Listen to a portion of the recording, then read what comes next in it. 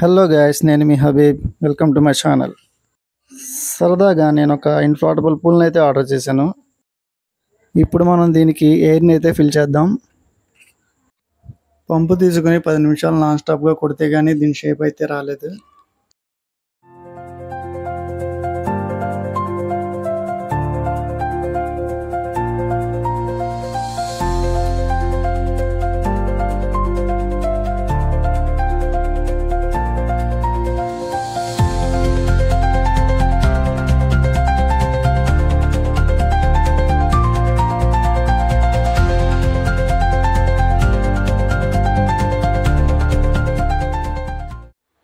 ఇందులో గాలి మొత్తం కొట్టేసరికి నా సరదా అయితే తీరిపోయింది.